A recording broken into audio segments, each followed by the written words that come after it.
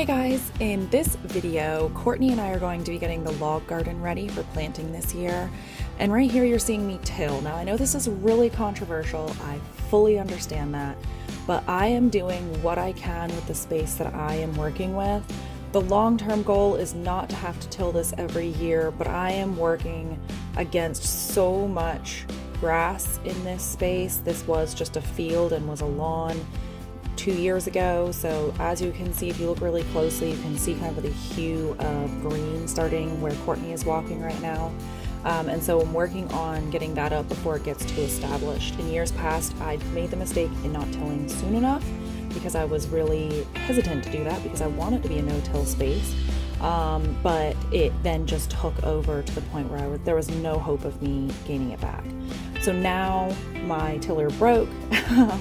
My husband was going to fix it, so we stopped tilling and we've moved on to spreading out the mulch that is put on this half of the garden space. Now this was from an arborist and it looked like they had put it through, instead of a wood chipper, maybe it was a like tub grinder. It was more mulch versus chips, and it was mixed with quite a bit of soil as well, and it was really heavy, so we're just trying to push it around and level it out as much as we can. We're doing a bit of an experiment with this mulch versus, then you're going to see later in the video, we're going to be putting pine needles down on the other half. So we're doing a bit of an experiment to see which one works best for plant growth as well as which one suppresses the weeds the best. So we're just chit-chatting and getting some good talking and some girl time while we spread out this mulch. Also getting our workout in because it was much more labor intensive than it looks like in this clip here, as we're picking out all the big pieces of wood and sticks and stuff like that and spreading it out the best that we can. So it is all done. We did end up cleaning up around as well, so we cleaned up the wood and stuff around it as well. Now my husband actually ended up finishing the tilling for me, which was amazing, and the soil looks so good and fluffy. I really hope that it stays like that. All right, so this is going to be us gathering the pine needles. Now I have lots of pine on my property in different spots. So we had lots of pine needles to choose from, but we have to gather them from in around all of the other foliage and trees and small saplings and vines and all of that that are in my woods, because essentially it's just been raw land for however many years. So we are just taking our pitchforks and getting as much of it as we can from in between all of the trees, and we're doing as much as we can the most dense pine spots as possible, because as you can see other types of trees intermingled with the pines, so there are other types of leaves. So we're trying to find mostly pine needles. Granted, leaves are okay.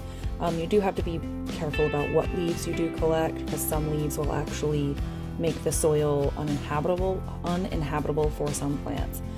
So we were being careful about that. We are mostly focusing on the pine needles and getting as much pine straw or pine needles as we could. It took many, many, many trailerfuls of the pine needles to spread it out on the amount of garden space that we have.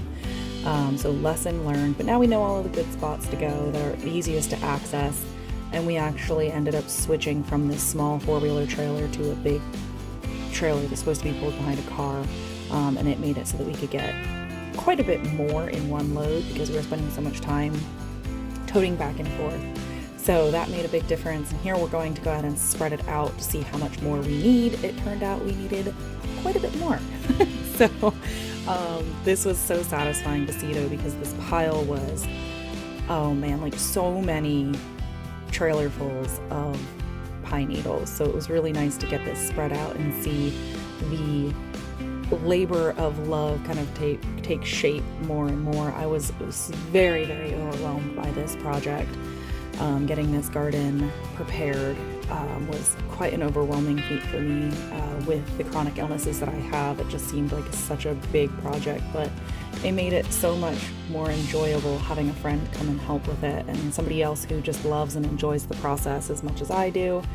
And she just gave me the energy and the strength that I needed in order to persevere through getting this project done. She's such a positive person and balances my negativity in this type of space out so much and so well. So it was so nice to have her there, and she's going to be with me through this process, Lord willing, through this entire process. We're going to be growing together and harvesting together and preserving together. So this is such a blessing to have her in this space with me. So we're just finishing off. We're realizing how much more we need.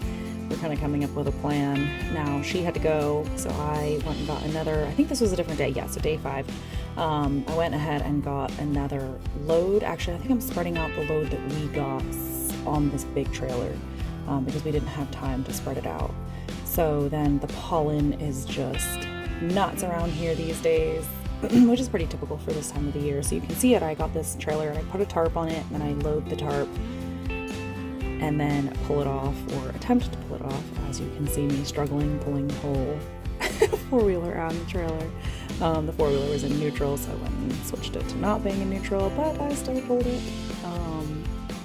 So I'm just trying to get this off, and it's quite heavy, surprisingly heavy, but that is actually not a bad thing because it means that it's going to stay put, hopefully, in the garden a lot better than if it was really light and it would just blow all over the place. So here I am trying to figure out how to pull it.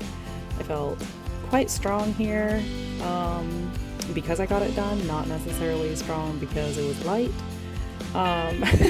So here I'm just dumping it out, and then I'm going to continue to spread it out. Now, after I tilled it, we got a really hard rain for a day and a half, or a night and a day, I should say, and so the garden got really quite muddy. So I was trying not to walk on it as much as I could. You see the ducks had gotten out and they were kind of all in the mud and stuff. That's like little footprints that you see. So I'm trying to walk on it as little as I can because I want to keep it nice and fluffy and aerated for planting. But I just spread it out, and I did it. We spread probably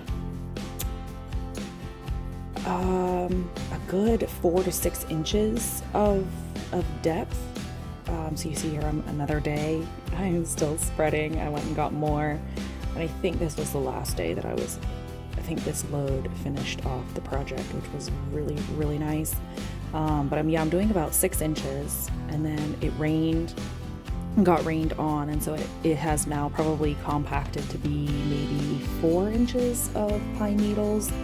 And I'm sure that it's going to just continue to compact. But the great thing about pine needles is they interweave themselves, and they make this permeable barrier from weeds. But they also keep the moisture in, and they don't blow away and get dislodged very easily. So it's a great mulch to have, especially if you have a large access to it like I do.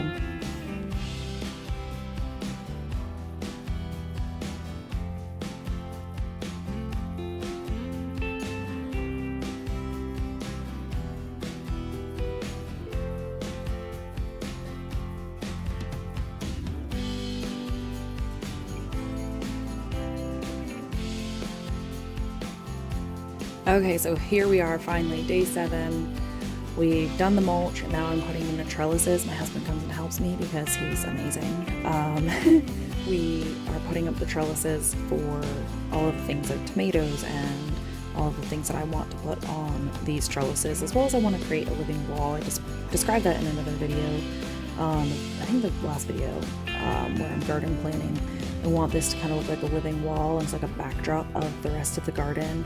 So that's what we're putting up here. And these trellises are ones that I took out of my arbor garden. So for the last 2 years, I think 2 to 3 years, they've been in an arch position. So you'll see that they're kind of bent in the center, which it just kind of doesn't look super pretty, but they will function just as well as if they were not bent in the center. But we're trying to get them at the right level and make them look as straight as possible. My garden is at a slope. It's on like a very minimal. It's on a minimal slope where the water runs down. So getting anything to look square or straight is a little bit of a challenge. But when plants grow up you don't really notice it anyway. So we're putting up the third one now, which is the third one in the garden. The second one we put up today. The other one was there from last season. And that's going to complete the garden for this part of the project. Next should just be either putting logs around the outside or planting.